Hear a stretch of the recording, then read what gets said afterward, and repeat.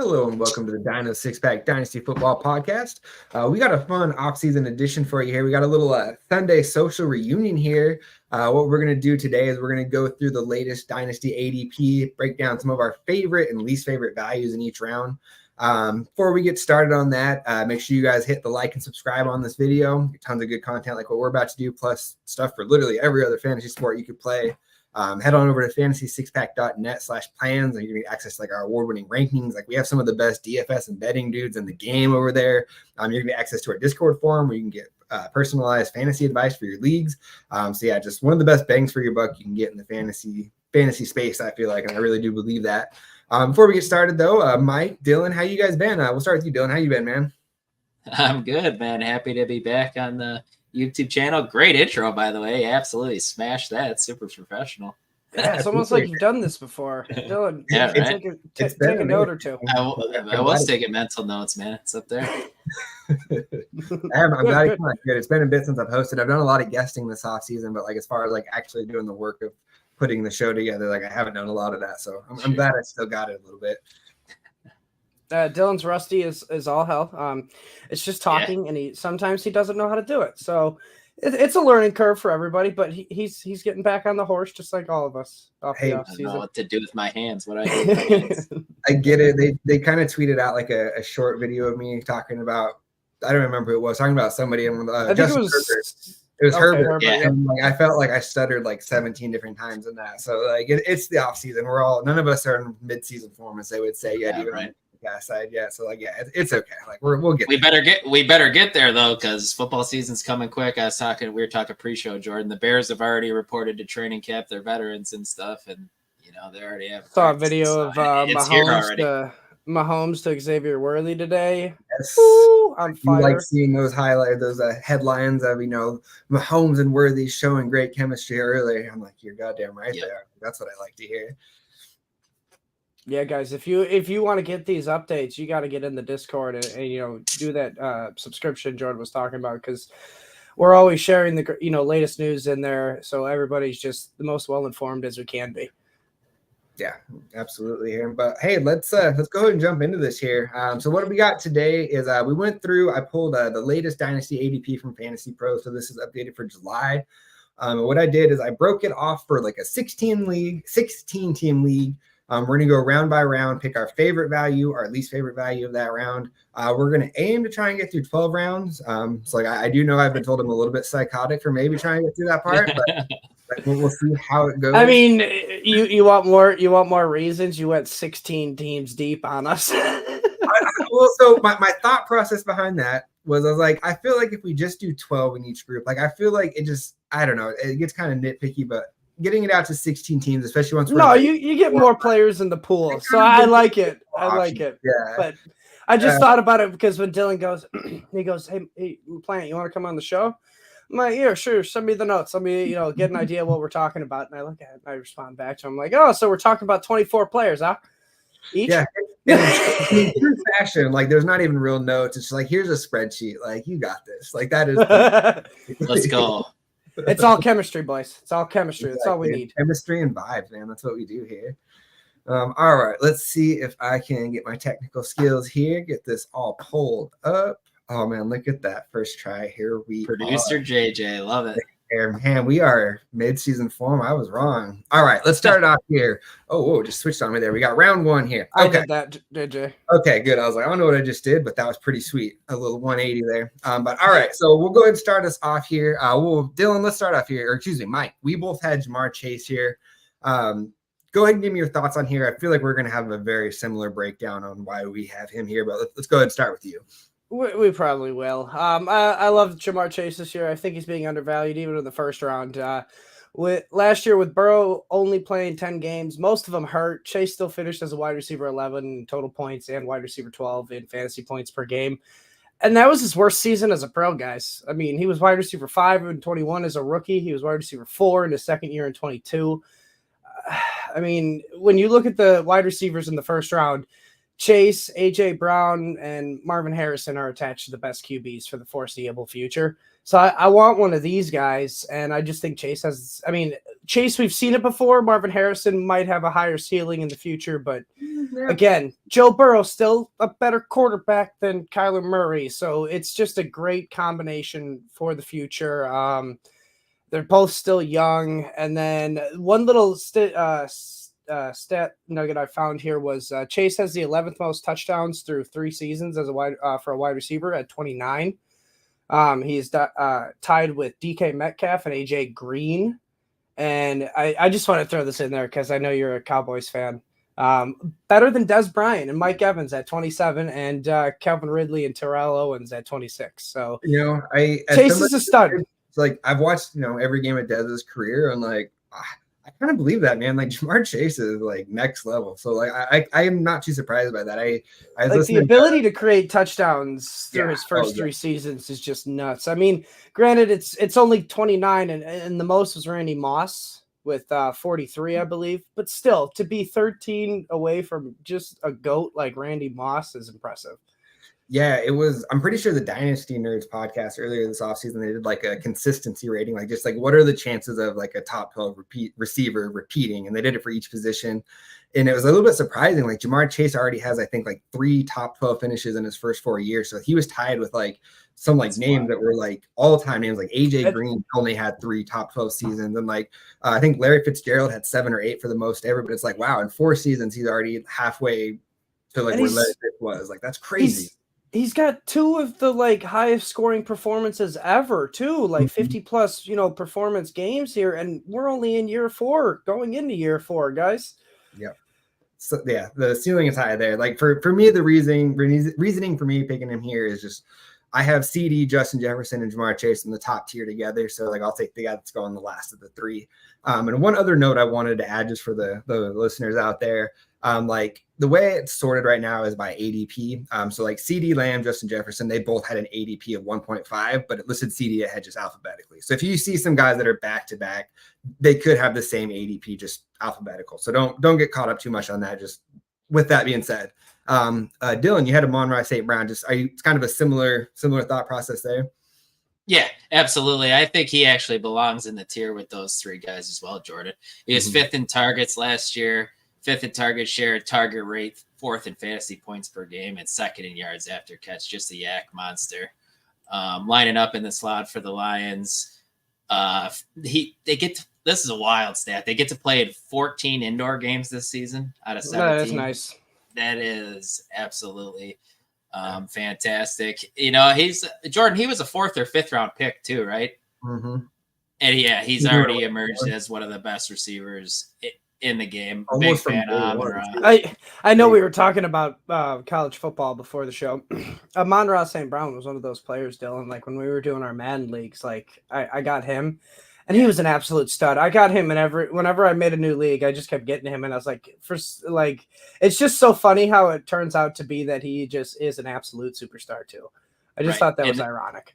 They committed to him too, giving him a big extension along with his quarterback. So those 2 are locked up for the foreseeable future. And they didn't bring in any other pass catchers. Like it's going to be Laporta and him that are going to be. Yeah, and they're hoping Jameson Williams takes a step up, which he may. But I don't see Jameson Williams ever really being a target hog. Just that's what Amon-Ra St. Brown does. And to be honest with you, I think he has a very solid chance of finishing as the wide receiver 1 overall in redraft leagues this year as well. Plus, they were 2nd in the league in pass attempts, so the Lions are a very pass-heavy team as well.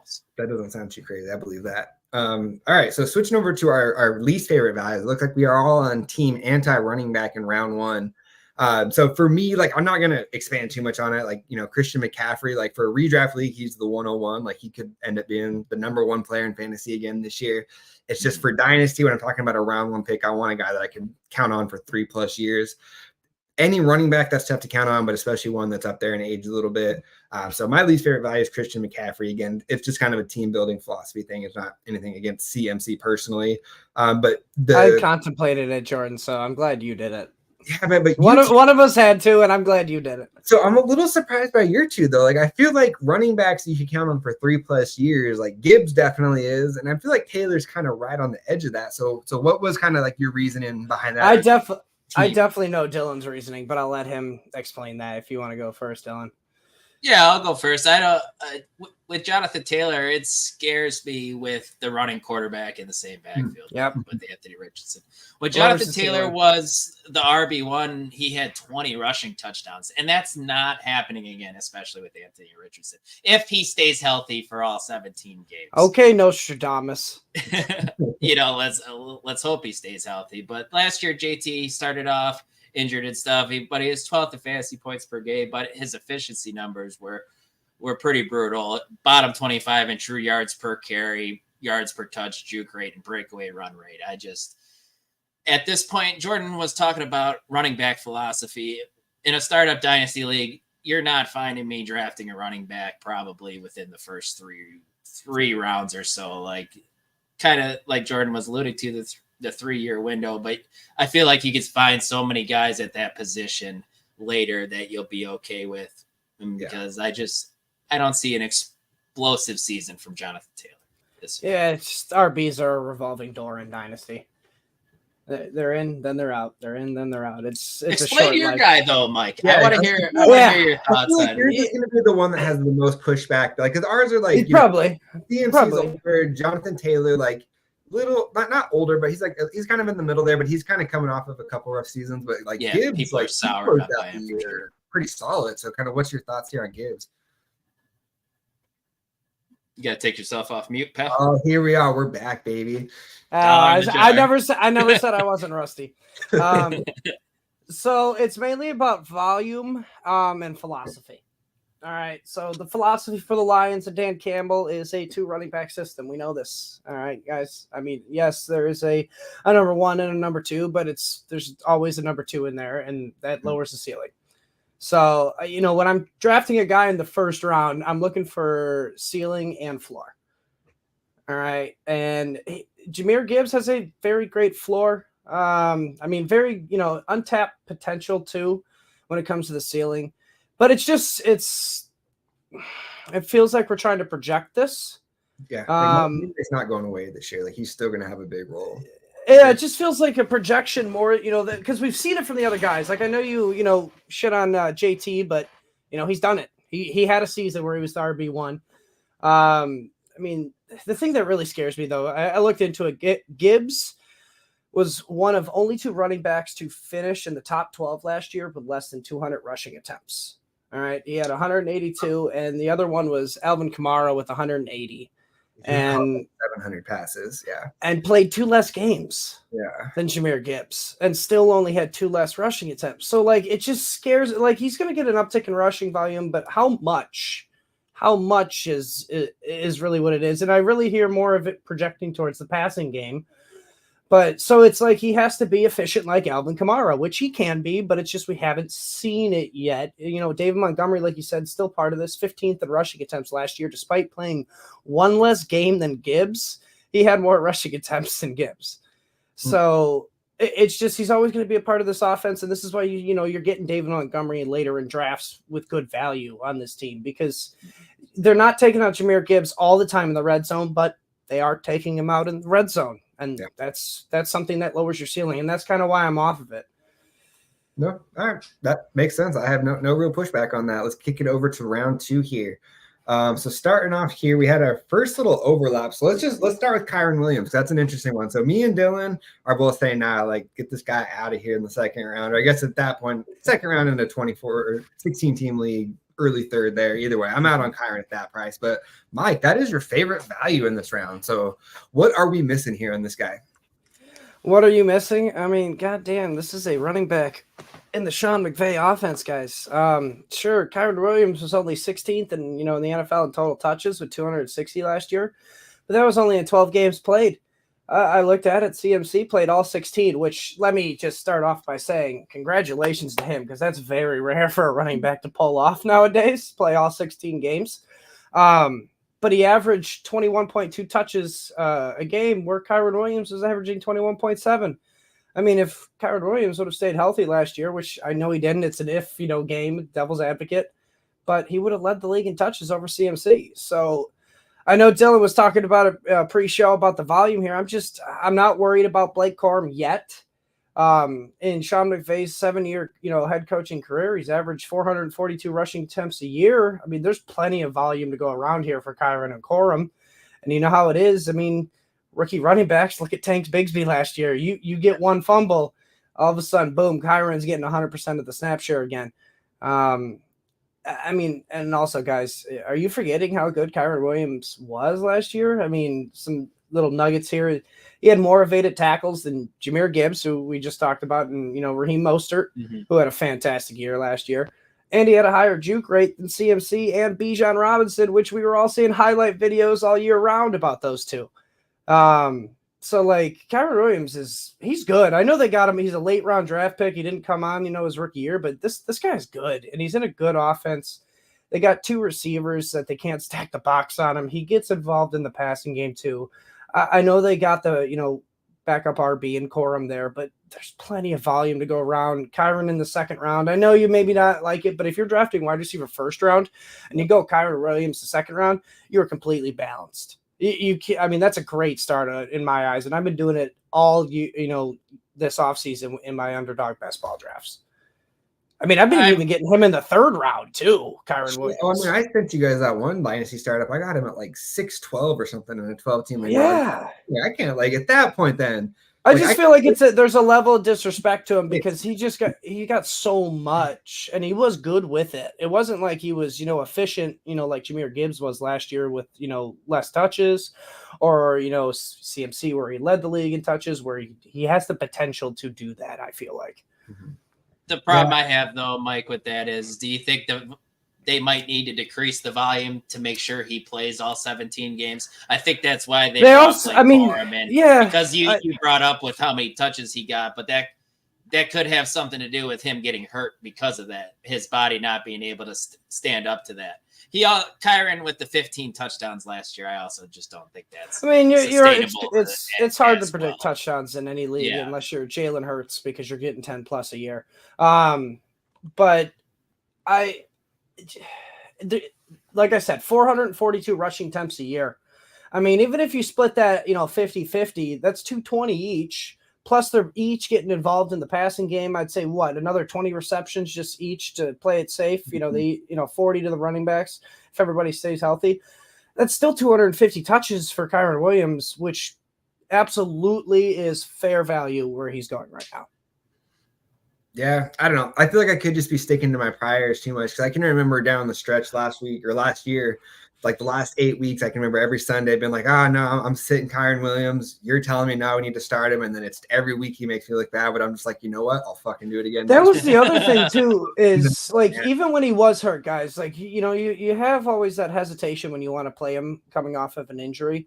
Man was a stud coming off the injury even. Like the nice thing is like there are some guys when they're injured, you don't know whether to play them or they're going to give you a goose egg. T. Higgins is a great example. Calvin Ridley last year is like he wasn't hurt, but it was like, how do I know when to play this guy? Kyren Williams, you at least knew when to play him. When he was healthy, he was scoring. When he was healthy, basically, yeah. Mm-hmm. And when he was out, he was out. But when he came back in, he was scoring. That you knew what you got from Kyren Williams, and I like that. You knew what you got, and I think he still has a decent ceiling even with Corum there.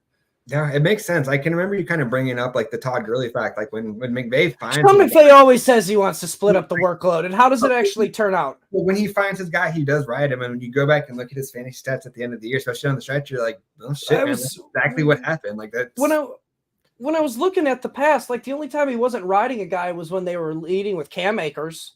Gurley busted his knee up, yeah. Or no, that was sorry. Darrell Henderson. Yeah. Like just a bunch of bums in my opinion. So like they were splitting up the workload, and it was like high 180s or low 200s when it came to the touches. But when he got his guy, it was 250 plus each year. Whether it was Gurley, he even gave Sony Michel 250 touches plus one year. That blew my mind. That makes sense. Let's move it over to our next one, and I feel like your dislike, Mike, and my like here could be somewhat intertwined here. So for me, I'm snatching up DJ Moore at pick 31 all day long, whereas you're kind of fading Rome Odunze, who is crazily, it seems crazy to me. He's going 3 picks ahead of him. Like DJ Moore, man, I I don't know if there has been a receiver that I can remember 3+ years in a row just being so slept on where he just overperforms every single year. Like he was catching passes from Tyson Bagent last year and went for like 1,300 yards. So I think that like I can understand a little bit of skepticism. You know, they invested early in a wide receiver, so I can understand kind of the long-term scares, but like all that dude does is put up 1,000 yards. It doesn't matter who's throwing the ball. He's going to literally be playing for the best quarterback he's ever played for in his life here. He's going to be the one that leads the offense. I think if anything, Rome Odunze has a chance to have a little bit of a JSN type rookie year. Like I think year 2, it's full steam ahead for Odunze, but DJ Moore and Keenan Allen, like they're legit. And I think DJ Moore is going to be the guy that Caleb Williams runs the offense through. So getting him clear back pick 31, that's crazy value to me. Yeah, I'd rather have DJ Moore over Rome Odunze every day of the week. And I think Dylan, being the resident Bears fan, would even agree. I get it for the future, though. I mean, yeah, like you said, year 2, but just right now, no, with Keenan Allen there too. I wanted to put up Uncle Ted's comment here because it made me laugh. If Debo and Metcalf had a child, it would be Xavier Legette, 4.3 speed with a 40-inch vert. That was a good one. But man, he's rookie QBs paired with rookie wide receivers typically don't return value on ADP, especially when he's going this high. And like you said, when I'm fading Rome Odunze, all right, I'm going to take DJ Moore, who's going, like you said, 3 picks later. He's still, age 27. He's still in the prime of his career. And when you have rookie quarterbacks with established stud receivers, it works. It does. I mean, they're around the, range of 1,000 yards and 7 touchdowns. When you get those guys, I know like Steve Smith with Cam Newton was an example. You had, what was it? I can't remember the other ones, but yes, the stud wide receivers are just better with rookie quarterbacks, safer. So I'm getting DJ Moore, a couple picks later compared to Rome Odunze. But, in next year's Dynasty drafts, I'm going to be getting Rome Odunze. Yeah, absolutely. Kind of getting that second year dip. Yes. Dylan here, man. Dylan, you're bringing the heat on this one. Like, so Nico Collins, I feel like this is one of the situations that like Dynasty and redraft players are like probably the least confident how it's all going to shake out. You have 3 legit receivers there. So all right, Nico Collins here. Talk to me on this one. I just think he's the alpha, Jordan. They gave you 72 million reasons why by giving him that extension. Stephon Diggs to me is a 1-year rental, and I was going to butt in and say it's kind of the similar thing with Keenan Allen with the Bears is he's just going to be there for this year. So if you can hold on to DJ Moore and take the value in getting DJ Moore right now, his value may take a little bit of a hit with him there this year, but he's going to put up fantasy points, man. Like you're not getting him to trade him, you're getting him to play him. Agreed. Yeah, but even if Nico takes a hit this 1 year with Diggs there, I still think he's the man. He is 2nd in yards per route run last year, 3rd in yards per target, just uber efficient. He didn't even see a huge amount of targets, but he doesn't need to. Big fan of Nico Collins. I like this one right here. Any chance Jordan can talk about Cade Stover? He's going to give it. Any rookies, man. Just like Tank Dell. That's kind of where I'm at. Like, if out of all the receivers in Houston, I'm investing in Tank Dell. I think I get that too. I think he's going latest too. I think I'll have to double check when we scroll down, but I feel like I saw Diggs going ahead of him where I was just like, whoa, that's surprising to me. Yeah, usually when you get something like this where you're not sure who the number 1 is, Nico Collins, Stephon Diggs, Tank Dell, just give me the last one, the cheapest one, which seems to be Tank Dell at this point. I also like Dell as well. Yeah, no, I like it. I mean, some of Nico Collins' advanced numbers are like prime Julio level. It's just, is he going to get the volume to be able to capitalize on that, turn it into, And I probably should have mentioned that he's playing with stud quarterback in CJ Stroud that we saw last year too. So that helps even more. Yeah. Fair. All right, let's move it on here to round 3 then. So starting us off here, Mike, you got Jalen Hurts. So the first quarterback that we picked here, we got Zay Flowers for Dylan. And then I'm going to go to a guy that I feel like caught a little bit of a kind of a shot earlier in the show, my boy T. Higgins. But before I come in to him, Jalen Hurts. So this, is he your QB1, or is this just kind of like where the value starts for you to feel okay about taking quarterback, Mike? It's the value because it also plays into, as you can see, my hate player, which Dylan was just talking about, CJ Stroud.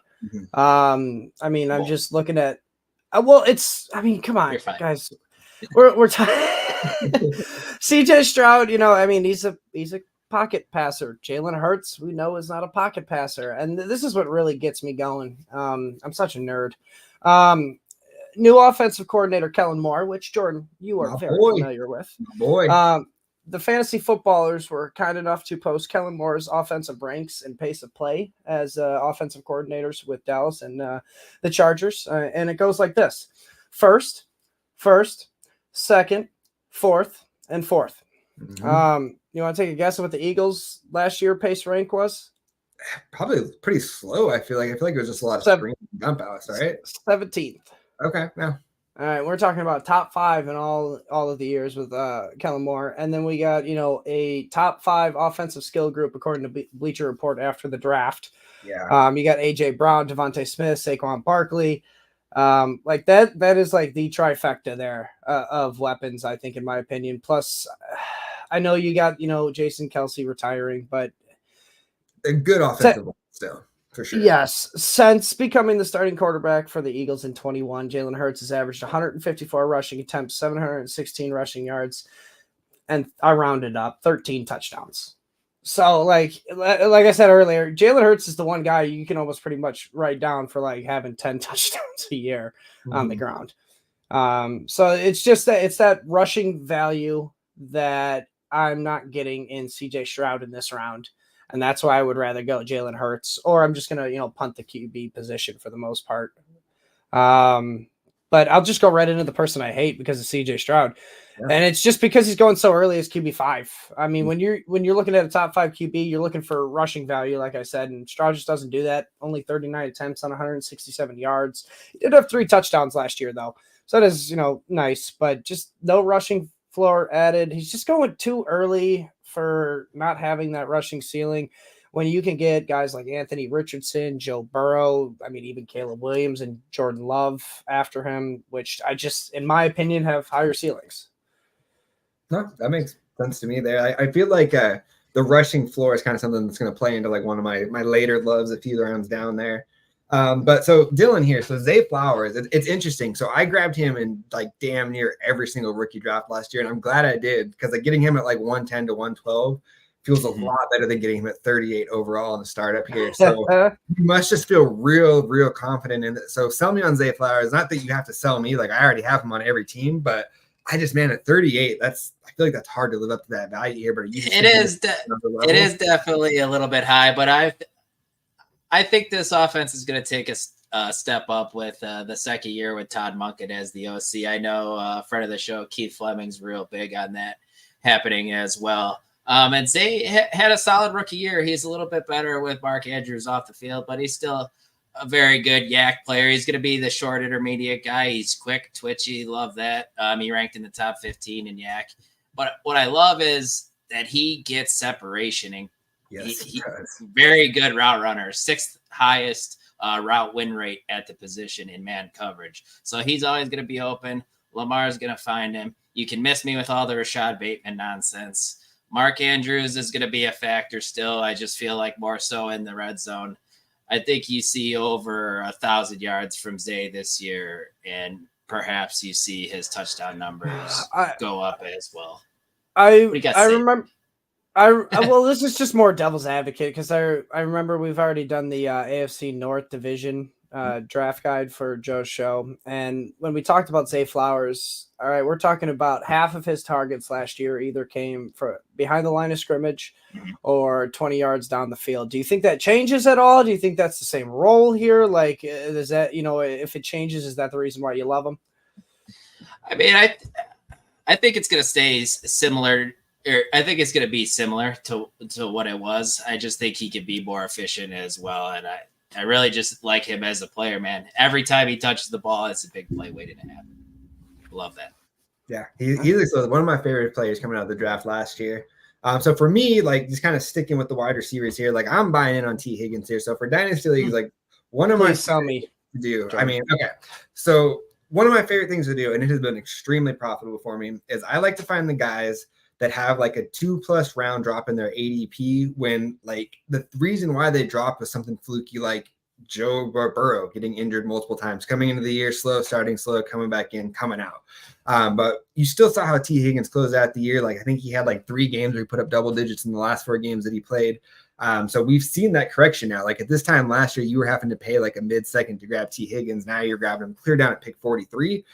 Those are the situations that I like to buy the dip on, because more times than not, they're going to bounce back. And with T. Higgins, man, like I love the talent there. I don't think that he's a guy that just fell into a beautiful situation with Joe Burrow. Like he was a guy that I had as the number 3 receiver in his class coming out.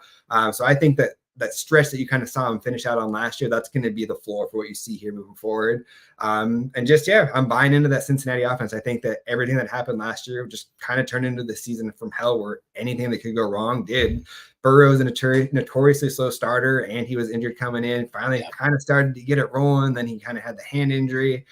So unless that happens again, I don't see any way that he doesn't like just blow this production out of the water in his ADP. And he's on a contract year. I do like him because he's on the contract year. It's just it's a little sketchy because the injury tag with him. If he's injured, being on a contract year, does he try to play through it? No. Or does he sit out? No, that's where I'm concerned about it. If he gets a little nicked up, it's like, we're losing him for a couple of games because of that damn contract. But I guess maybe my memory's failing me, but he doesn't miss a lot of time, right? Like it's more so like everybody around him that missed quite a bit of time. Like I think he missed a couple of games last year, but for the most part, he's been fairly healthy. Am I misremembering? He's one of those guys though that deals with the injury, and then when he gets the report he's playing, he goose eggs you. Do you remember him a couple years ago getting absolutely blasted? Because I own T. Higgins everywhere, and I remember him getting a little bit dinged up here and there, but he's relatively healthy though. Yeah. But like when he's healthy, he still goose eggs you though, or that happens sometimes. Yeah, that's the disappointing part when you're drafting this high, investing that high in a wide receiver 23. Yeah, Uncle Ted here, man. I want you to know I see your comments. I agree with you. I'm just taking them for a little bit later, so just know you're not being ignored. They'll come in later. Don't worry here. Dylan here, Rashad White. I feel like that's going to play directly into one of my loves I have later on here.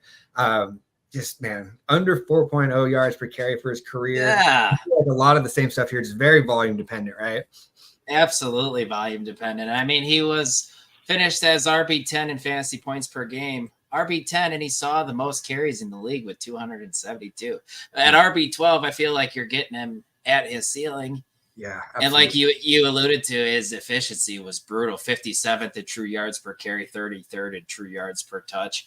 And then they go out and draft Bucky Irving, who does all the same things Rashad White does. Boy, yeah. And if he wasn't super efficient with all these touches, is the efficiency going to go? I just don't see it with Rashad White, especially if he's going to lose touches. You're just taking him at his ceiling, in my opinion.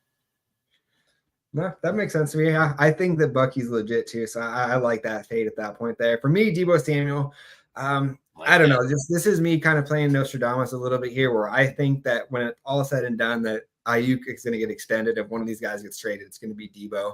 He has one good year of finishing in the top 12. Like even after the trade request from Ayuk? Yes. I still think that they're going to get okay. Like I think that Ayuk's one of those guys that's like on film, like he's a top 8 to 10 talent, and it's just he's in a situation where he has so many guys around him. But I don't think you let that skill set walk out of your offense willingly.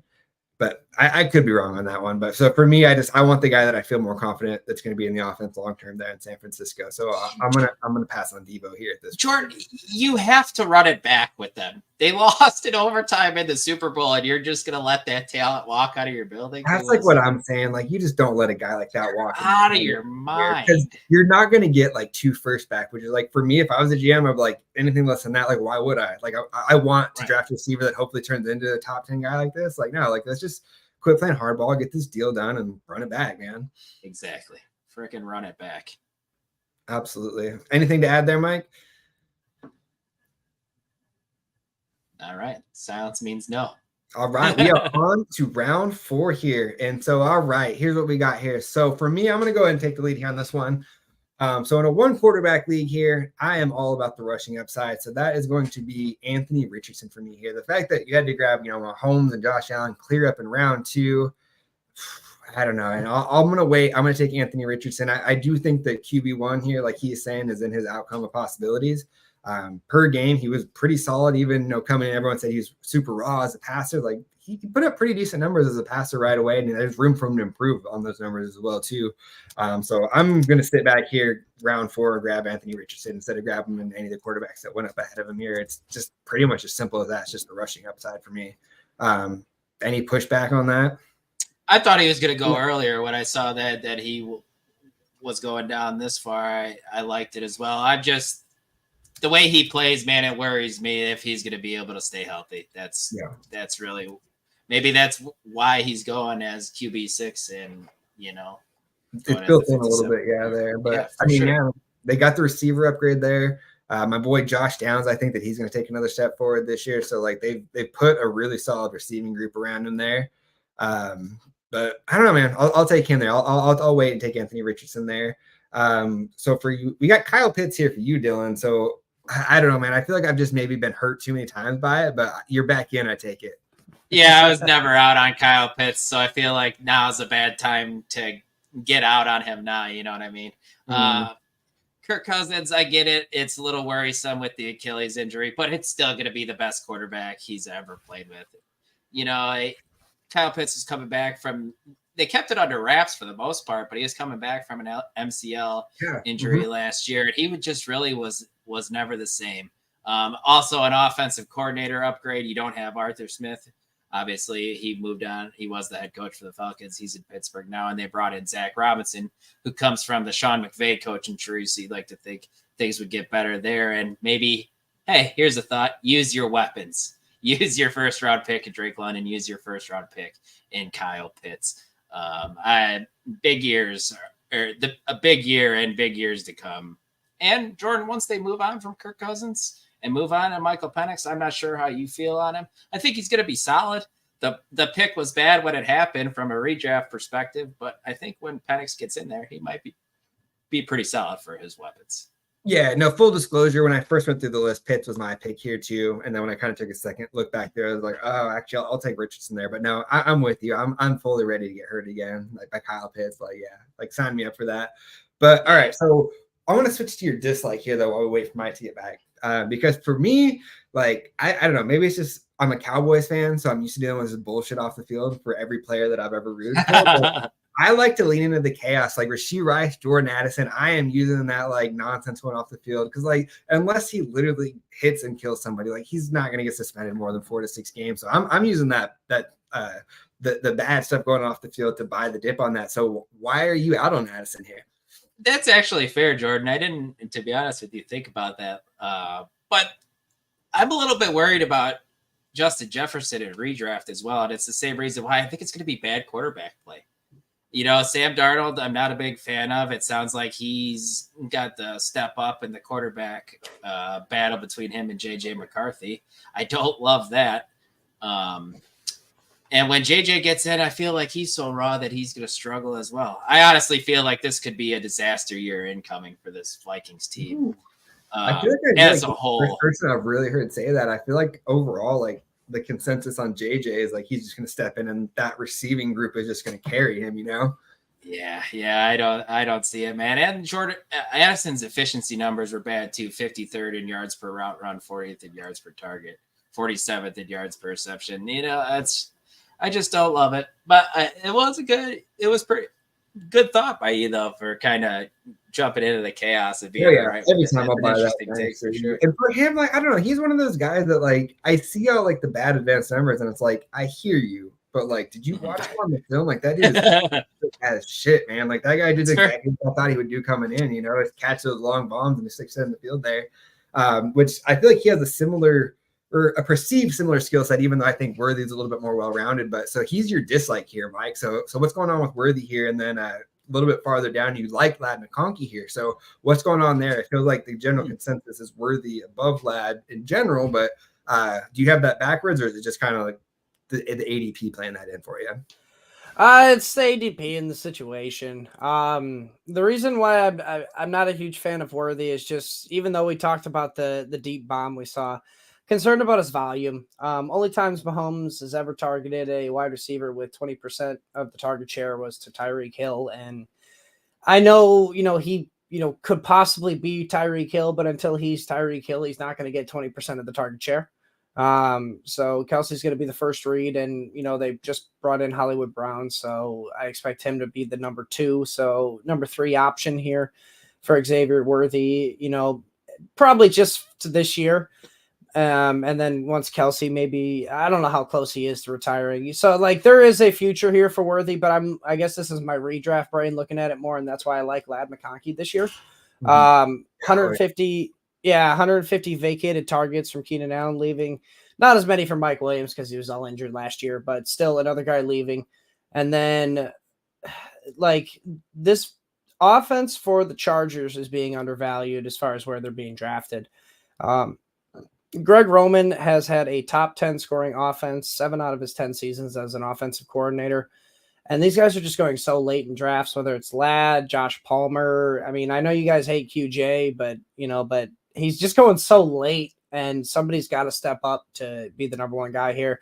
No, this makes it clear that Ladd McConkey is my guy who is stepping up in that role.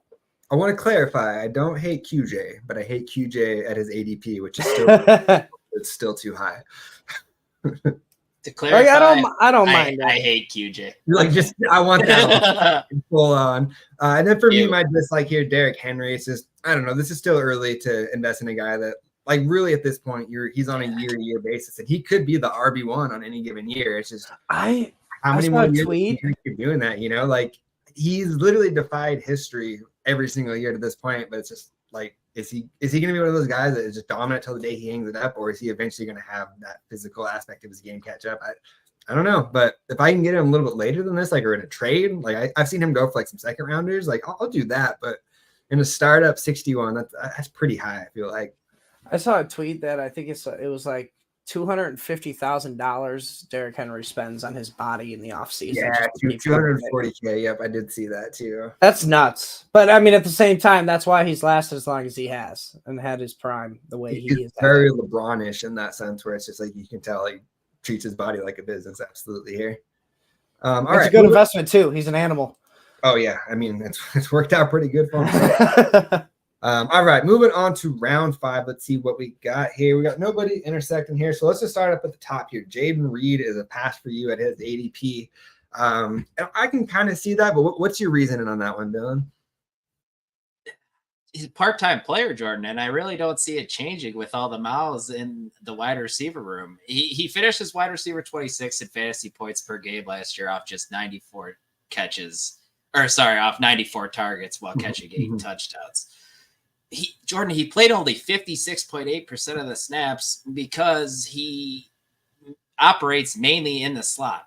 The Packers play the 3rd highest 2 tight end sets in the NFL, and I don't see that changing because it's always been a staple in Matt LaFleur's offense. And like you said, they have 2 good ones where they used pretty high draft capital on them last year. And just alluding to the other wide receivers, Romeo Doubs, Christian Watson, they're just going later. I like them better at their value, and they're going to be on the field more because they're the outside threats. And same with, what did they do with Dontavian Wicks, Michael Plant? Everything you look at him, his metrics and everything, he looks to be maybe a stud too. What do they do with all these guys? He's the Dynasty sleeper of the offseason. Yeah. Dontavian Wicks, yeah. Mike, coming on here, Christian Watson. We're on the opposite end here, so I'm fading him at this price, and you're buying in. So you must be feeling pretty optimistic about the offswing work on the hammies, or what are you kind I here? That was a wild story about the hamstring. Sorry to interrupt you. That's all I'll say. 30% different on the muscle. Yeah. I looked into it. It was more. It was 20% difference in muscle strength between his right and left legs, causing these constant hamstring injuries. Yeah. Now he says he's between 8 and 10%, and he said his goal is to be within 6. Maybe that's where I thought the 10% came in. Yeah. Okay. Yeah.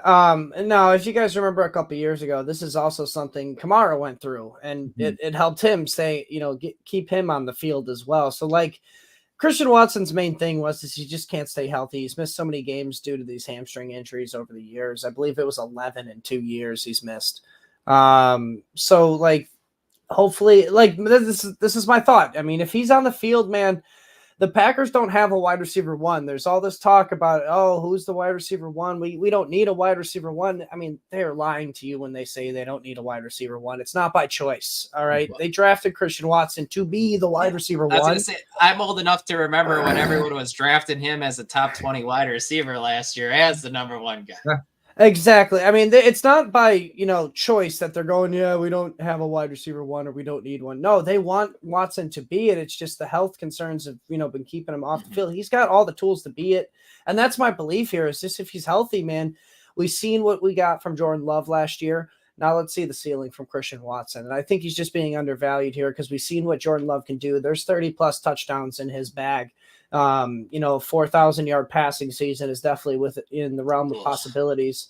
It's going to happen, man. You say because the Bears have never had a 4,000-yard passer in their entire history, but I'm sorry for that, but it's just the truth. But yeah, when Watson was healthy, he's the most targeted wide receiver on the field. Like Dylan was alluding to, it's not Jaden Reed, and Jaden Reed is being drafted like he's the number one. And it's just a matter of when Watson was on the field, he's the number one. And then it's like a 2A, 2B between Reed and Dobbs. Like I was listening to some other podcasts and I can't remember I can't even remember I can't remember the exact podcast, but they said Dobbs and Reed are the safer plays because they're going to be involved. They're on the field. Even when Jaden Reed is, on the field in the slot position, he's still being involved. Where Watson and Wicks are more your ceiling type of plays for this year because Wicks is going way later. He can, overtake Dobbs or even Reed in that slot position possibly. Well, and the thing with Watson too, we're like kind of playing both sides of it here is like he's the type where even if he only gets 3-4 touches a game, like 2 of those could go for 70-yard touchdowns. Exactly. He's got George Pickens. He doesn't need to be peppered with targets for him to put up fantasy numbers like we saw it that first year with Aaron Rodgers where he got 3 catches for 2 touchdowns and 121 yards. Like, so I don't know. I feel like the volume is going to be tough there. I feel like it's going to be very week to week. Like this is one of those situations where I want as much Jordan Love as possible. And then outside of that, I feel like it's going to be tough just to kind of pick out which receiver week to week is going to be the guy there. So that's me. Yeah. I've been personally like, if you're going to get a stack from this offense, I've been doing Love Watson just because of the value of where Watson's been going. Yeah, you can go Wicks, but it's like, you're not playing Wicks until he gets more involved. And how do you know he's going to get more involved? So it's like, I know Watson's going to be involved when he's on the field. It's just the health concerns. And it's like, we can't project health. Sure. See, for me, for my love in this round, it's kind of the exact opposite of that. Like, I mean, Amari Cooper is probably one of the safest bets for top 12 production for this season. And like, he's still under 30 years old. So he's still got a few years left. He proved it doesn't matter if it's Flacco or Watson or who, he's going to be the guy. I mean, this is, as a Cowboys fan, probably one of like the hardest things to watch happen is just hating the moment we traded him for a 5th rounder and then it just turning into like every nightmare scenario it could have possibly turned into. Like, oh yeah, this guy's like a top 10 receiver we just literally gave away. And so, yeah, I mean, he's a guy I have on almost every roster. Like, he's like wide receiver 38 is insane for a guy that's top 20 every single year that he plays more than 14 games. So just give me all the Amari Cooper down at pick 73. He's been surprisingly healthy the past couple of years too. I was going to say the fantasy industry. He plays hurt and he puts up points still too. Why do I feel like the fantasy industry unfairly soured on him after he struggled with injury that one? Because of the star he wore on his helmet for a few years. The same reason everybody hates Dak, even though all he does, like that's why. I love Dak from a fantasy perspective, but yeah, I know I hear you there, man. But yeah, for sure, everyone seemed to sour on it, and Cooper is just a value every single year. It feels like. Yeah. All right. Moving over to your love here, though, Dylan. You got Ramondre Stevenson. He's a guy that I only have, I think, 2 shares of, and I have just been really gun shy about investing in this offense outside of Great May and the pass catchers. That's fair. Dylan's loyal. This is a loyalty thing. Ramondre's my guy, man. Yeah, he's very solid. They just signed him doing the 4-year extension, Jordan. I get your worries about the offense stinking because that's fair. It could stink. Maybe it gets a little better too. Alex Van Pelt coming over to be the OC. What I really like here is the Browns were top 4 in run rate last year in the NFL, and the Patriots, like you alluded to, their offense is bad. They're going to want to run the ball. I know Antonio Gibson's there. I'm not scared of him. He's been an disappointment his entire career thus far. And who knows, he could be there just to return kicks with the new kick return rules. Ramondre is going to see the volume. It's just how high is his touchdown ceiling because of this offense being very bad. So I get it. But to be honest with you, man, I'm totally okay coming out with Ramondre as my RB1 in fantasy drafts, to be honest with you. I have no issues with that because I'm attacking wide receiver. I feel a little better about him now that he got that contract extension, but it's one of those where it was still, I don't know, man. I guess I need to see it again. It was not great last year. He does everything too. Catches it all, catches out of the backfield, good pass blocker. That's my guy. Huh? Like his ceiling just reminds me of James Robinson. That year he had for Jacksonville, like because they're just such a bad offense, and that's kind of how we project this offense to be. Like it's possible, it's just, man, he's got to have the stars align for him to finish in the top 12 if he's going to be on a bottom half offense.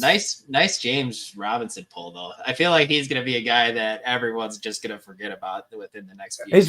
He's one of those. He had an absolute magical season. I'm going to be honest with you there. So if you saw like a weird facial expression come over when you said that, it's because for some reason like my brain was stuck on Patriots, so I heard James White and I was just like, but like go ahead, and then I kind of like processed what you said. You said Jaguars. I was like, no, you just made Falcons fans cringe saying James White. Just a domino effect of cringe. So my bad on that, everybody there. And then Hawkinson, I'm guessing just tight end, injured on, what was that why you're fading Hawkinson here? You got rookie quarterback, like you said. I mean, he's injured. He's projected to miss half of the year. Like it's either the rookie QB or Sam Darnold, which is, pick your poison. Which if it's the rookie QB, your ceiling's lowered, and if it's Sam Darnold, I think your ceiling's lowered even more. I still somewhat believe in Sam Darnold, like 1%. Like I kind of want to see him just for a few games. Don't do it. No. You're out on Kyle Pitts, but you're still 1% in on Sam Darnold, huh? Sticking to my priors, baby. He's just already 27, so going into next year, he's going to be full. It's one of those things where it's the year after for ACL injuries. Like he's probably going to not be 100% till next year, at which point he's going to be 28. Going into 29, it's age plus the rookie quarterback factor. Like I'm sure he's going to maybe get a year or two more, but I don't know. It's more a sketch because of the injuries. Like I looked up Hawkinson's injury history too, and he's been injured, like not long-term injuries, but he's been nicked up here and there, concussion, banged up, AC joints, and he does play through the injuries, man. But I mean, we're all human. You get to a point, man, where it just adds up, and you're not going to be able to do it anymore. Nobody's Gronk. It's also like one thing, like I can remember last year, like Breece Hall was kind of going in like the 40s to 50s because he was injured, but like he's young, like he's gonna come back solid. Like you're missing, he's 23, 22. Most of this season, you're not getting prime TJ Hawkinson, and then next year he's like 28, I think, going into next year, and going into 29. So it's a little like he's not as young, like you said. With Breece Hall, it made more sense, and they did the right thing by ramping him up too, like. So if we see that with TJ Hawkinson this year, are they going to ramp him up after, week 8, and then we won't see like 100? If they're not like in contention, like if they shut him down, like it just makes more sense for the long. So I'm redraft brain thinking it, but at the same time, like he is, closer to 30 than he is closer to 20. I feel like the more I play Dynasty, the more I kind of shift to like somewhat of redraft tendencies and some things because it really is tough. It's a mix. It's a hybrid. It's a hybrid, man. It's really hard. You want to have the youth, but at the same time, you go all youth. I mean, you're just donating to the league for a couple of years until that youth finally hits its potential. So it's really a hybrid attack or approach I take with it. No, absolutely. All right, let's move it on to round 6 here. So kicking it out down here. So Dylan Javante, he is your dislike here, and he is actually one of my guys that I think I just went on a show and hyped up a little bit. So first off, how dare you, and then why? How dare you?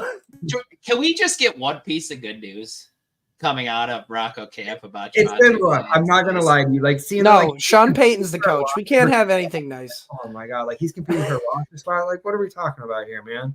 I think it's absolutely crazy too, but. Maybe you got to take it, but maybe they cut P. Ryan instead.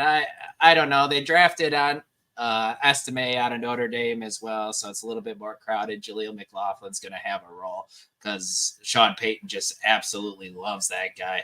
But I know Javonte was coming back from injury last year, but his efficiency was brutal, guys. 53rd in yards per touch at 3.8.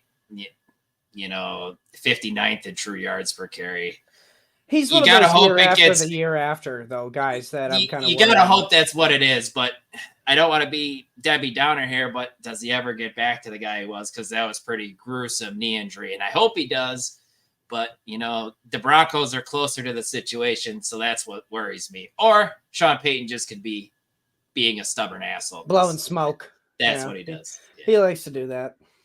Yeah, no, that's fair. I mean, maybe it's just the Tar Heel fan that's still kind of holding out a little bit of hope there. But remember, you're talking, you're listening to the guy who started the Taysom Hill BS.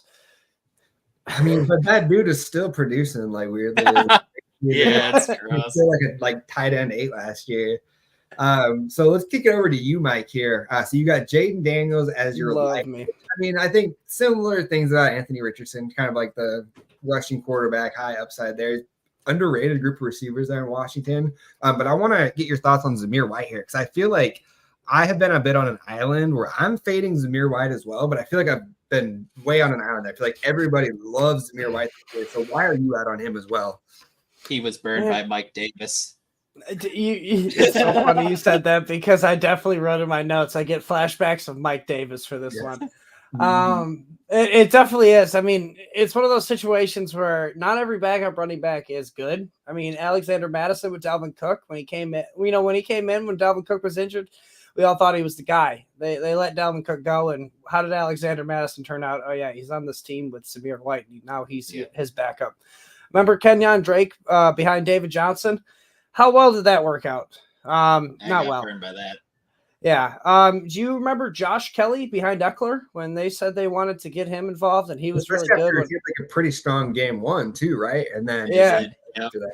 But these guys are, I mean, it's all about the efficiency. When you're the number 2 guy, you don't get the opportunities and you don't get as much tape for the defense to figure you out. So Zamir White in the 4 games, he was, an absolute stud.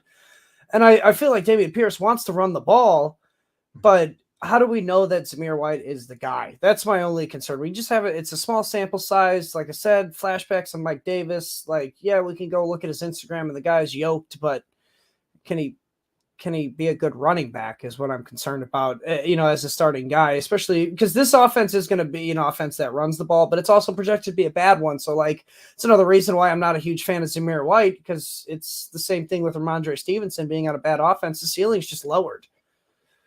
Yeah, I mean, the other thing you got to factor in there too is when you have a generational talent like Aiden O'Connell too, how much are they going to my boy over there? Nobody higher on AOC than Jordan there. I wanted to touch on Jaden Daniels though, because I love me some Jaden Daniels this year. Like in our league, Dylan, that we're in, I'm probably not getting Jaden Daniels because of the 1 point per 10 passing yards. It just completely levels out the rushing game for rushing QBs, which is something I know Dylan tweeted about, and he probably wants to talk about at some point. But with Jaden Daniels, I love him in the normal format where you're getting 4-point passing touchdowns, 25 yards for 1 point.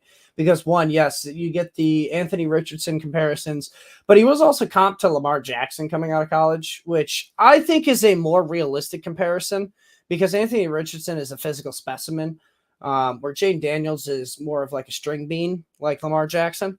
But the thing that I really looked into was the completion percentage. Like you knew Lamar Jackson was a raw talent coming out of college.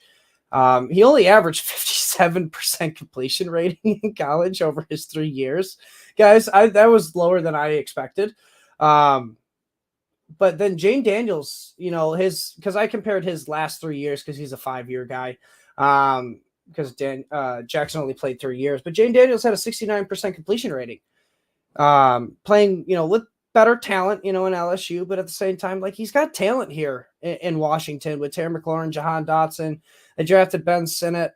They got Zach Ertz. They got, Brian Robinson. They brought in the third pass catching back in Austin Eckler. He's got weapons here. He's a better passer coming out of college than, the comp of Lamar Jackson or even Anthony Richardson. So, like, you're looking at a guy here that can potentially get, 3,500 passing yards maybe, and also 1,000 rushing yards, and he's going QB 11. And when you get that, you're getting a top 5 QB. Yeah, no, that makes sense to me. Keeping it on the quarterback side here. So for my value here, Justin Herbert at QB 12, man, that is wild. This was a guy that was QB 3 or 4 at this point last year. Battled injury, which has unfortunately been a little bit of a theme in his career so far, but he continues to play through it. But I don't know. So this is one of the situations that, like, all the tea leaves are lining up and all the media is saying one thing, but I'm just like, I don't believe you. I don't believe that Jim Harbaugh. I think if you want a full description on I just did the AFC East preview show on Joe's show. Go track that down if you want a little bit more. But I likened it to being like, oh yes, I just inherited this fucking sweet Lamborghini, but I think I'm gonna take the Ford out instead. Like, we're just not gonna get Justin Herbert and then run the ball 65 times a game. I don't buy it. He's too good. Even if they try to do that, after 3 games, they're going to be losing if they do that. At that point, then, that's going to have to go back to Justin Herbert. The guy is a top 5 talent in the NFL, just on pure arm talent. I like Ladd McConkey there.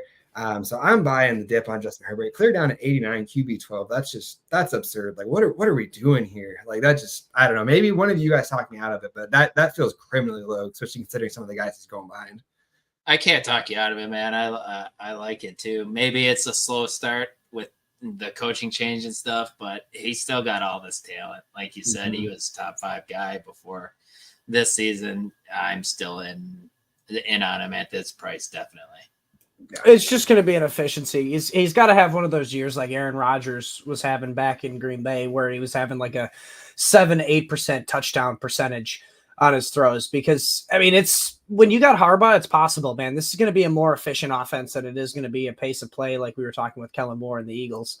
So if I think it's possible, man, he's not going to finish his QB 12. I think he finishes more in the QB 8 to 10 range. But at that same point, it's still a value. Definitely. Yeah, for sure. And then for me, Tony Pollard, just as somebody who's watched every game of his career. How dare you? I don't know, man. I bought in before the breakout. Like, I could see it coming. And then just watching him last year, like, the dude's lost a step. And maybe it's just that second year removed from the broken leg. It comes back. But, like, you watch tape from last year versus the year before that, and it's not the same Tony Pollard that's on the film right there. Like, he's slower. He's not as athletic. He's not breaking tackles at the same rate. So maybe he bounces back this year, but I can't remember many times I've seen a running back, like, definitively and clearly lose a step, and then they turned it back around in the future after that. Yeah, Mike said earlier, the year after guy, he's my guy with that. Mm-hmm. Like, I'm in on Tony Pollard at where he's going. It's kind of similar to the same thing with Justin Herbert, Jordan. He was going last year in redraft. People are drafting him in the first round. Yeah. So it's like sour taste. Yeah, definitely sour. Now you're getting him at RB25. I'm in. Like, in redraft especially, I'm totally okay with waiting on running back and taking Ramondre Stevenson and Tony Pollard as my running backs in the redraft spot, to be honest with you. Yeah, I mean, so you prefer Tony Pollard over Tajay Spears in that offense? Slightly, but I like Tajay as well. I think he's solid, quick, shifty. I see Jordan shaking his head no for sure. Tajay is my guy. I think he's going to be the one that you want to own this year in that offense. They're both pass catching backs. They got, Brian Callahan coming over who likes to throw to the. He said they were both interchangeable too, so they're both going to have roles. We're looking at Will Levis, the guy who likes to chuck the ball downfield. Is he going to be able to chuck the ball down? That's what we're looking for. We'll see. We'll find out. We'll find out this year if Will Levis is good or not. That's for sure. With everything fair, they put around him and set him he's up. Getting a better shot at starting QB than Fields got with the Bears. That's even Daniel Jones. I mean, he's getting a better shot than Daniel Jones. I mean, this is now what Daniel Jones, fifth, sixth year, and he's finally getting a number 1 in Malik Neighbors. Yeah, We'll see. I don't think Daniel Jones is that good. I think Drew Lock's by the end of the year there. But for Dylan here, you and your backups. Nice. you're in at Hollywood Brown at this ADP. Is it just the ADP value, or do you think that like we're going to see a level from Brown we haven't really seen before this year with Mahomes? More and more I look at it, Jordan, I don't like it. I don't like that to be honest with you, but I'm still rolling with it. I think this could be the best year that we see from Hollywood Brown. He's paired with the best quarterback in the league. I know he had a down year last year. Mahomes still the man. You'd like, Xavier Worthy maybe takes some of the deep targets, but Hollywood Brown's still going to do that. He's a better version of MVS in that role. The question marks in the wide receiver room with Rashee Rice. Don't know if he's going to be suspended.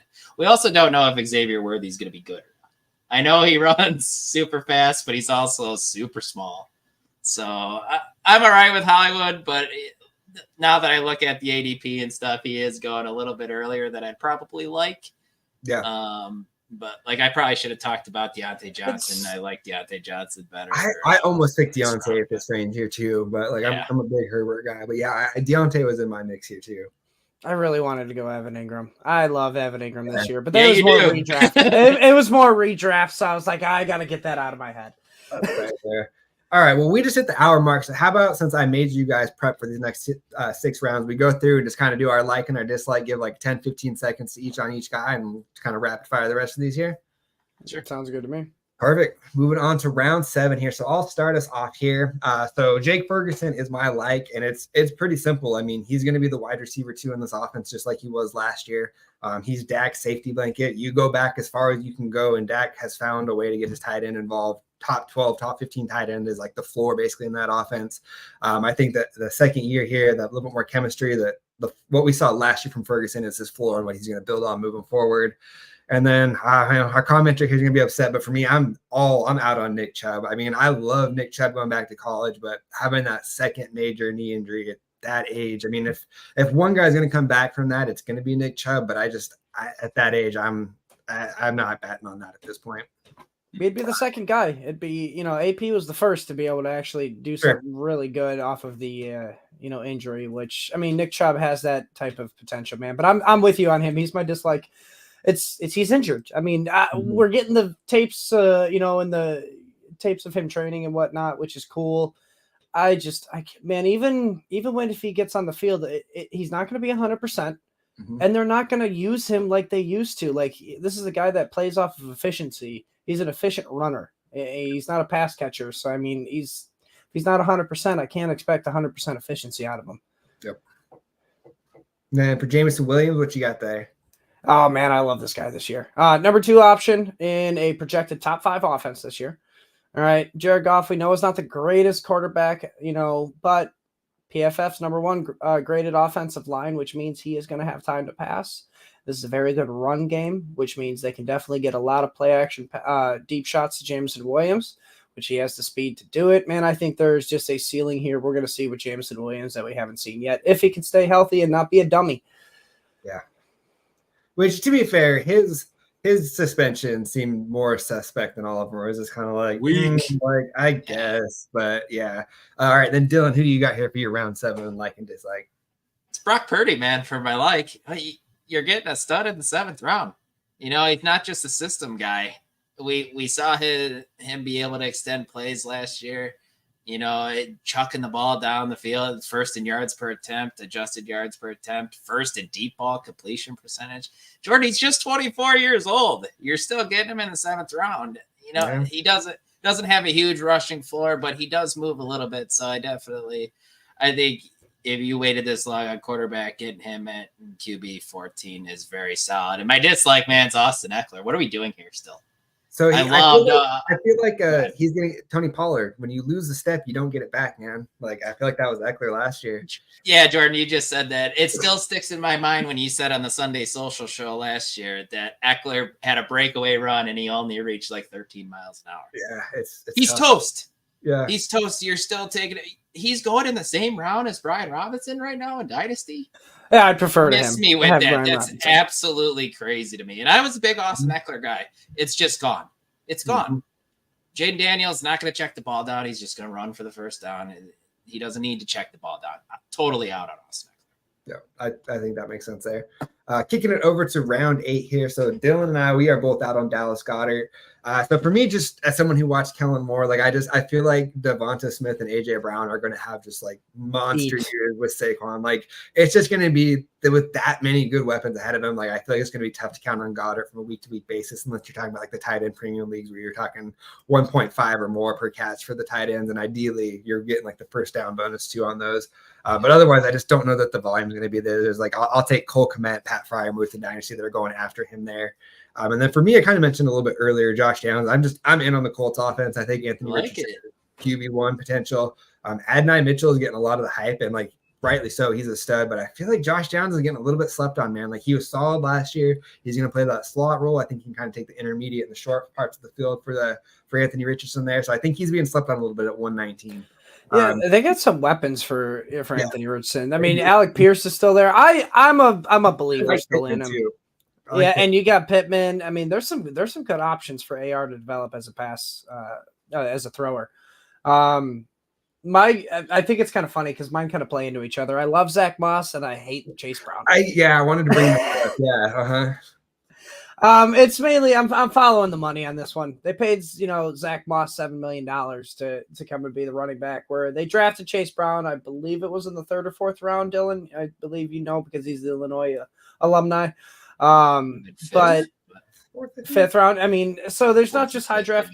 There's not high draft capital there. You're getting $7 million in a running back landscape where, I mean, you're not getting running backs paid that much. This is still going to be a pass-friendly offense. I know Zach Moss hasn't gotten a lot of love in the passing game, but he can. And he's also a great blocker on 3rd down, so that's just going to get him more snaps. I look at it as Zach Moss is going to be on the field more, so I love me some Zach Moss this year. So a quick little teaser. I just submitted an article today of the most important dynasty handcuffs, and Chase Brown is one of my most important handcuffs. Zach Moss. I believe it, yeah. Why? Go ahead and check that article. It should be out tomorrow. But anyways, Dylan, what you got here? My man. I mean, my dislike is Dallas Goedert. You hit everything on the head. 30 years old, probably the 4th target in that offense. Now efficiency took a big hit last year. 31st in average depth per target at tight end. 31st, just crazy. I'm out on that. But my like is Devin Singletary, reunited with Brian Dabble. And last it feels so good. Yeah, last time they worked together in Buffalo, he was RB20 on the year. Not really worried about Tyrone Tracy. And we saw Devin Singletary take Damian Pierce's job just right from him last year. That was one of the wildest things of the last year. We need a documentary on the downfall of Damian Pierce. He's just one of the weirder things we've seen, for sure. Without it being injury related or off field related, that is quite nuts. Yeah, that was a weird one. Yeah, good call. All right, moving on to round 9 here. I won't spend too much on mine. We already kind of talked about Luke Musgrave and the tight ends for Green Bay. I'm buying in on that. I want Jordan Love and the pass catchers that are going late. So you're telling me clear out down at 140. I can get Luke Musgrave, who's going to be the tight end 1 there. He was the tight end 1 before he got injured. Tucker Kraft was awesome down the stretch, but he didn't get on the field until Musgrave went out. So I think that they're going to be on the field together, but Musgrave's going to be the one you want for fantasy. And then Quentin Johnston's my dislike here. I mean, I don't want to bag on the guy too much. Like, I feel like that's basically been his NFL career since he came in, was getting bagged on. I think Ladd McConkey's going to step in right away and be the alpha in that offense as a wide receiver there. So I'm out on Quentin Johnston, even clear out at 144. I can't feel too bad for him because he's had his opportunities. It's not like he can say that he hasn't had a chance to shine. Like, he has had his opportunities and he has not been looking great with them. But he's getting another shot, so we'll go with it. And I would have picked him, but I didn't want to, bag up. Didn't want to make it a threesome. Yeah. So I went with Kendrick Miller here, and I know there's talks about, Alvin Kamara holding out or whatnot. I think they get that done. I mean, I don't even know why Kamara's holding out in the first place. Kendrick Miller, he's not going to be involved enough, and it's still Alvin Kamara's offense, Chris Olave's offense. So, I mean, just not a lot of great news. Yeah, not a lot of great news. I mean, the camp news from Kendrick Miller hasn't even been great either. They're telling the beat reporters that he still needs to work on things. So, I mean, just not a lot of great news coming from Kendrick Miller. Yeah, he's looking like one of my bigger misses in the last few draft classes. I really liked him coming in, and I may have just missed on that one. No one's 100%. Yeah. I mean, I personally thought that the Commanders missed on, Jahan Dotson, but he's now my love this year with I Jane still think Daniels. he's pretty good. He was my second choice in this group was Dotson, so I like this call.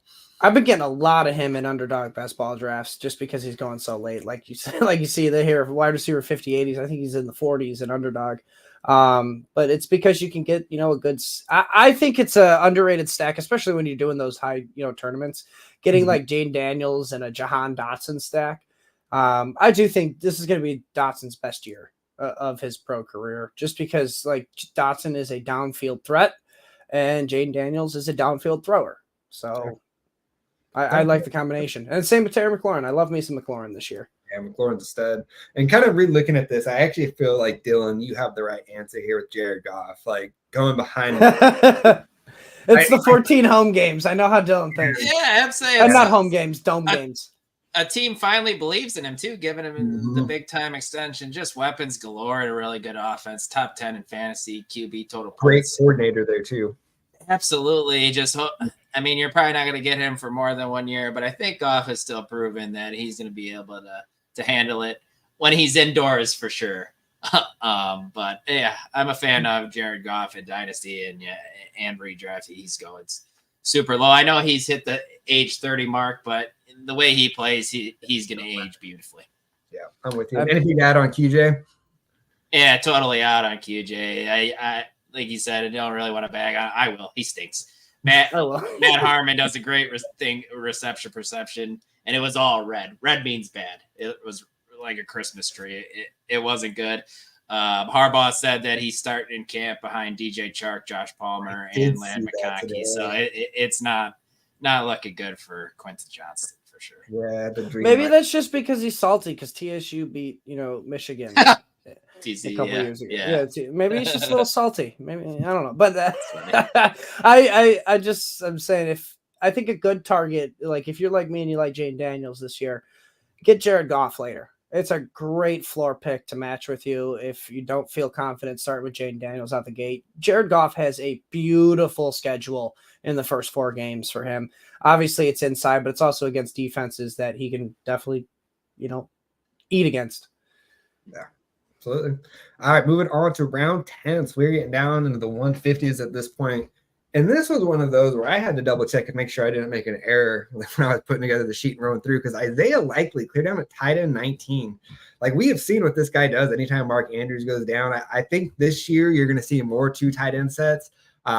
Just the fact that can help keep Mark Andrews healthy. I think that's going to be a benefit for Ravens fans as well as fantasy owners there. So I'm buying Isaiah Likely. I think there's a chance he has some standalone value. And then on the chance that if Mark Andrews does go down, like I legitimately think that Likely has like tight end 1 overall and his already draft. If you're telling me he gets 17 games as a starter with Lamar Jackson, like when you're talking about you want a tight end that can catch it, that can get yards after the catch, who's explosive. I mean, Likely checks all those boxes. And Lamar likes to rock the tight ends. And so, especially in a tight end premium league here down at tight end 19, that's I like stealing at that range. And then Kamani Vidal here. So this is just one where I don't know. Against the grain, huh? You guys remember Darwin Thompson, the 6th rounder from the Chiefs? Yeah. Going in camps like this is the guy, this is the dude, and then nope, that wasn't it. I've seen more cases than not where that's what happens with these 6th rounders that get early hype is. They're the guy, they're making noise in camp, like they're the handpicked guy, and then they just never actually get on the field outside of special teams. This could be one that I look back on and I'm just way wrong on. Like I was a little bit low on him coming out of the draft. I think he got overdrafted a little bit, but I don't know. We'll see. This is one where I feel like everybody likes him because they think that Harbaugh and Greg Roman are going to run the ball 700 times. And I'm just like, you just don't do that like Justin Herbert. It just doesn't happen. I don't know. We'll see. I think they run the ball, but it's not going to be with him. It's going to be with Gus Edwards or J.K. Dobbins, who is my next guy in the next round, who I'm getting a lot of. So I'm with you on the Kamani Vidal, at least for this year. Maybe in the future, he's got something working for him. I love me some Rashid Shaheed this late. Wide receiver 64. Yeah, just gets the contract. I mean, it's not a lot of money, but still, it's a contract extension. Yeah. And he's the number 2 receiver. Michael Thomas is gone. Derek Carr. I mean, last year he had a banged up shoulder. He was not throwing deep. He was dumping off or throwing slant routes. So hopefully a healthy Carr can translate to downfield passes to Rashid Shaheed, where he is very good at. And you're getting a number 2 wide receiver here this late in the draft. Granted, the offense is not the greatest, but it's still a number 2 wide receiver. Well, then if your league gives points for return yards, which it should, these new rules, I mean, that's a big boost for Shaheed there. I think I was reading an article, somebody did like Scott Fishbowl projections, and with that scoring, like he was projected to come out as like wide receiver 4 or something like that. Mm-hmm. So if you get those return yardage too, like Shaheed's the guy you need to move up your board, definitely. But, I'm out on Algier. It's just all because of the Bijan news. I just think Bijan's going to get majority of the work, and Algier is just a high-value handcuff. Yeah, probably the best handcuff in the game, probably. Spoiler alert, Tyler Algier also featured in that most important handcuffs article I submitted today. So I like it. Agree. Now, what's you got here, Dylan? Just fading Tyler Lockett. Everyone just continues to fade him, and he proves everybody wrong, unfortunately. Yeah, even with the extension. It was weird. The quarterback play also worries me. Jordan, too. We were talking pre-show. Gino maybe eventually losing his job to Sam Howell. It's neither guy's ideal for me there. And JSN, he's coming. I think he takes over the second leading target getter in this offense. So, but I like Josh Palmer. He's the guy I want in this wide receiver core, and he's going super late. He's still just 24 years old. When he's gotten on the field and he's stayed healthy, he's been solid too, finishing as the top 36 wide receiver in 5 out of his 10 games last year. So give me all of the Joshua Palmer, and he's going to be starting outside, it sounds like. So give me it. Yeah, I wanted to go him, but I didn't want to be, piggybacking on you, so I went Shaheed. Yeah. Palmer's my number 1 choice in this one. Shaheed's 2. Both are good choices there, I feel like. Yes. So, yeah. All right, moving on to round 11 here. So for me, we already kind of touched on Rachaad White earlier here. I'm all in on Bucky Irvin. I think that in terms of this year's draft class, he's probably the most elusive. Like, just if you need a guy to go break one tackle and make a guy miss, like he's arguably the best in the class. And then for me, I have been out on Mike Williams since he basically got drafted, and more often than not, that has made me look pretty freaking good. So there's no reason to stop now. So at this point, it's just my heels are dug in. I'm committed. I can't switch up now. It hurts me. It hurts me to do it. He's one of the guys that helped me win a championship in our league, Dylan, Mike Williams. And it's hard, but yeah, I'm fading him too, man. It's just injuries. I don't trust he's going to stay on the field. He's had too many major reconstructive knee surgeries to be trusted. And that's why the ADP reflects it at wide receiver 76. But tell me why you like J.K. Dobbins. You're talking knee injuries right now. Younger. J.K. Dobbins is just younger, and Mike Williams coming off, I mean, like I said, multiple, and we're talking multiple knees. Like J.K. Dobbins, it's all been on the same knee, and it's more just I'm getting value here. This is a lottery ticket where you're getting a potential RB1 for this offense, where if you're looking at Mike Williams as a lottery ticket, he's the wide receiver 2 behind Garrett Wilson.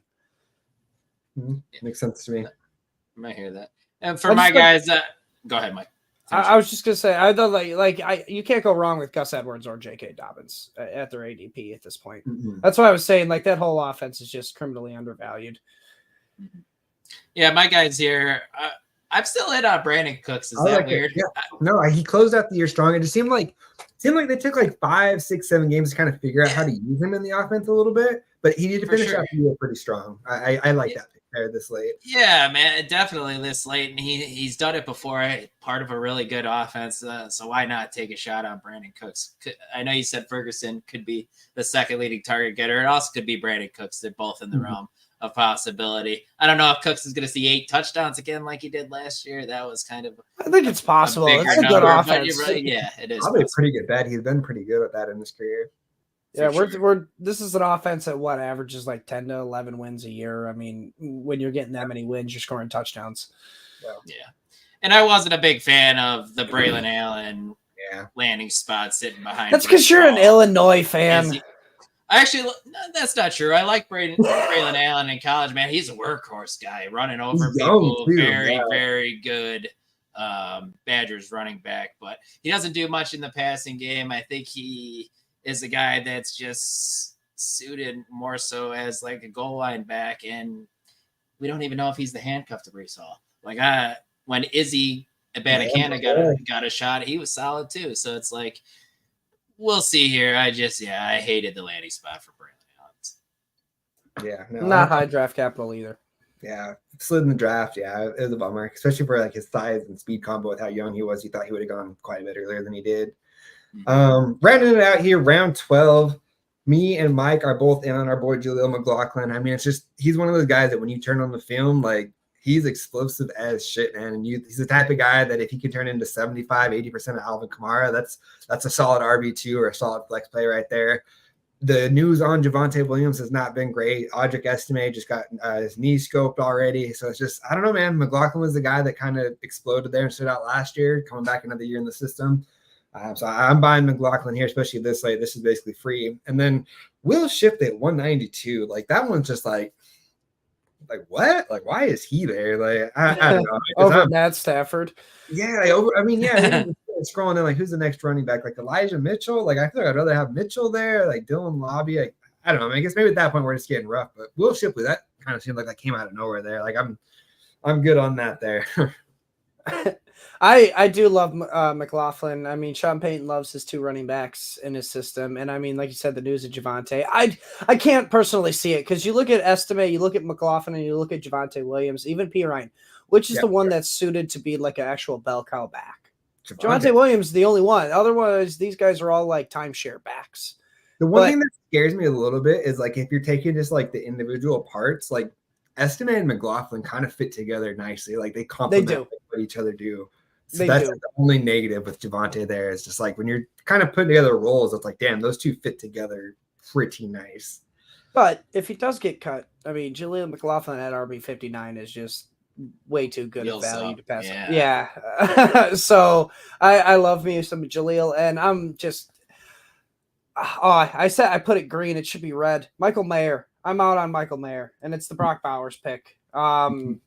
He's going to be the focal point at the tight end position, even in the slot position. And Michael Mayer's, I mean, he's just a blocking tight end at this point. He shouldn't be even going this high. Yeah, that was a bummer. I loved him coming in the draft. I thought he was like the most well-rounded tight end in last year's class. And it's just, I think he's going to be pigeonholed as a blocker. So I like that call here. It's unfortunate. It is, man. I liked him. Maybe they'll get him a trade or something, but I feel like they're just going to use him as be one of the best number 2 tight ends in the league. And then Dylan finishes out here. What you got for us? Speaking about a trade, man, get Dameon Pierce out of Houston. We just talked about it. File a missing persons report for him. Would you take Dameon Pierce as a Cowboys fan? Yeah, that would be awesome. Yeah, dude, honestly, yeah. I have like Rico Dowdle's another one of my handcuffs I mentioned in the article, and it's just like it's not even necessarily anything Dowdle did. It's just a league average running back in this offense is going to be a top 15 running back. So like he could just end up being the guy by default there. And I feel like it's very similar there.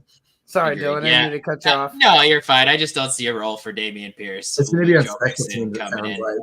Yeah, and he lost the job to Devin Singletary last year, like we talked about. I like Singletary this year, but he's nothing too crazy special. And Jordan, this one surprised me too from a dynasty aspect. With Will Levis going all the way down here in round 12, QB 25. Decent draft capital from a quarterback. He's a starter. You know, they're doing everything they can to build stuff around him. They used their 2 first-round draft picks on the offensive line.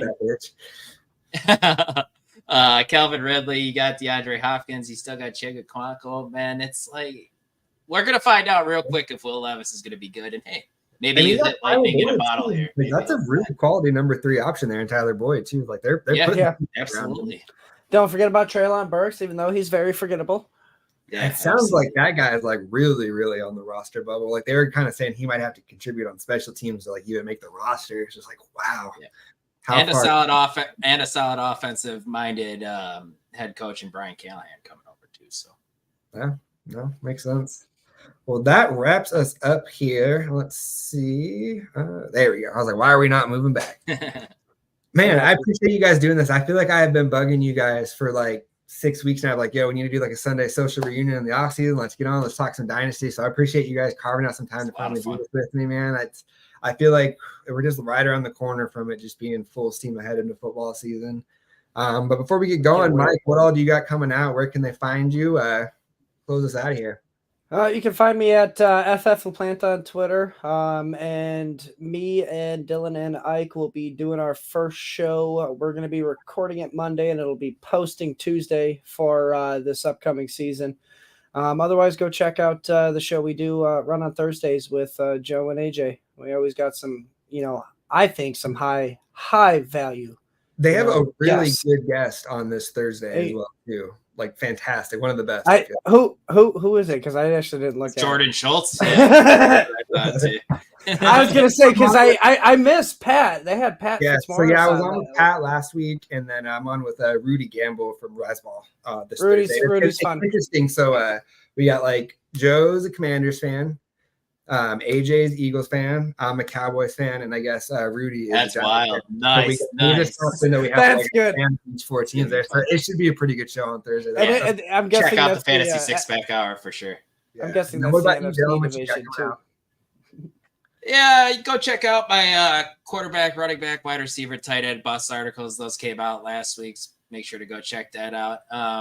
Joe and I actually got an off-season project coming. We're on the verge of getting 32 different team writers to pop on the YouTube channel. We're going to do a 15, 20-minute video with them, and they're going to come on and talk what they've seen at training camp, what they've heard at training camp from each specific That should be fun. team. So Yeah. I'm excited for that. So that'll be coming out here in the month of August. So be on the lookout of that. But yeah, like Mike said, you can just find me on the YouTube channel. Got a couple of other articles coming out in August as well. So you can just check those out at fantasy6pack.net as well. Jordan, I appreciate you having me on, man. It was a great time. Yeah, man, let's do this again soon. Make sure you guys follow us all on Twitter. I'll make sure I got all of our Twitter handles in the YouTube description here. Again, like and subscribe, see more videos like this. Like all the videos we just mentioned, like the 6 Pack Hour, if you just hit like here, it'll be the exact same channel this will come out on. Yep. Get in the Discord if you want personalized questions answered. I mean, if you want to just talk with us. Plans. Get signed up over there. It really is pretty cool seeing people come in there and just tagging the analysts and having like 5, 6, 7 people right in there chime in, and then it turns into a full-on discussion. It's a lot of fun. So yeah, make sure you guys do that. Join us over there. And then we're pretty close to hitting back to where we'll be doing our Dynasty show every single Monday. So we're just right around the corner from that. And then we got the Sunday social coming back. And yeah, man, we are close. I feel like the Expo here at the start of August is kind of like the official kickoff of like the fantasy season, like moving forward. And True. That's like August 10th. So we're about 2 weeks out, man. We're close. I know. I'm excited for training camps. I want to see all these videos. We're going to get hyped up. Yep. Absolutely. Can't wait to way overreact over the best shape. Love it. Awesome, man. Well, I appreciate everybody tuning in. And yeah, we will talk with you guys soon. Again, check that out Thursday. I'll be on the Fantasy 6 Pack Hour there. So make sure you guys check that out. See you guys. See you guys. Appreciate you.